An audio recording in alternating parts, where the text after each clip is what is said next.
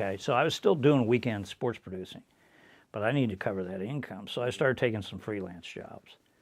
And a producer who was from Canada but was living in St. Louis at the time heard about me and that I could write and everything. And so he hired me to write 100 scripts.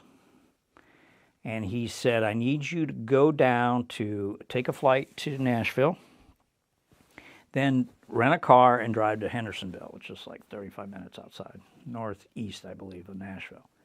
And he said, you're going to come to a particular intersection on this state route. There are 3 medical arts buildings and then a gas station. He said, the medical arts building that comes up on your right, turn into that parking lot and go all the way down below to the back. There's a dentist's office there. The dentist's office opens at 9:30. You get there at 8. Let yourself in. It'll be unlocked. I needed the money. So I did it. I put the 100 scripts together, and I went down there, and I walk into the dentist's office. It was unlocked. And I'm walking past the examination rooms, and there's some guys coming past me in the hallway. It looked like they'd been up all night. And I was told to go to the back of the office and knock on the steel door. And I did that, and the sound engineer opened it up and said, welcome to Doc's place. I said, what's the story of this place? He said, it's owned by a dentist who always wanted to be around country music artists. He said, those guys you pass in the hallway, they were in here all night, last night, putting down tracks for their next album. He said they have an 11 o'clock appointment with the dentist. They're going to go on their tour bus and sleep till 11, come in, get their teeth cleaned, and go back out on the road. That's funny. So then Lou Robbins, Johnny Cash's longtime manager, showed up. And he said, Johnny will be here in a few minutes. Let me introduce you. And I could see out of the control room onto the parking lot, a little window, and up pulled a Ferrari, black Ferrari, okay? And out climbs Johnny Cash.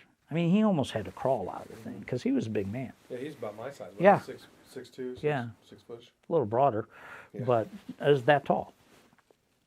So he comes in the side door, and Lou Robbins said, Johnny, this is Fred Zelenko, your writer and producer on this project today. And I extended my hand, and he extended his, and he said, hello, I'm Johnny Cash, just like he did it on stage. Yeah. I would have worked for free at that time. Yeah. Okay, so we spent the next 3-4 hours knocking out 100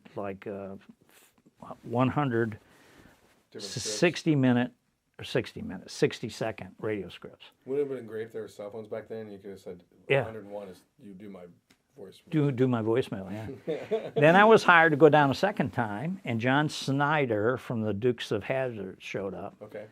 And he just hung out in the control room while Johnny was recording, and Johnny would take breaks and they would talk. Who sang that? Or you don't have to recall. I don't mean to put you on the spot, but who sang that Good Old Boys song?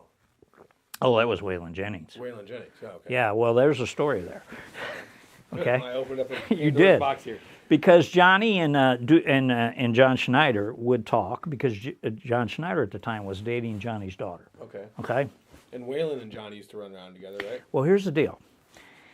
Towards the end of their careers, Johnny Cash, Chris Christopherson, Waylon Jennings, and Willie Nelson did a tour as the Highwaymen.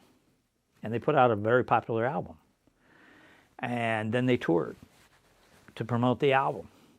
Well, here's what a lot of people don't know. Must have been a wild bunch of guys there. They all had their addictions, Yeah. okay? Prolific addiction. Yeah. Willie Nelson, it was marijuana. Yeah. Waylon, it was alcohol. Yeah. Chris Christopherson may have been alcohol and pills. Johnny was pills.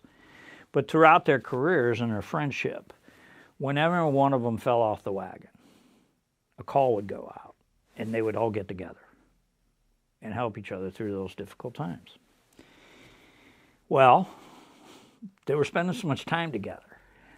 They thought, we ought to record and then tour, and then we could keep an eye on each other.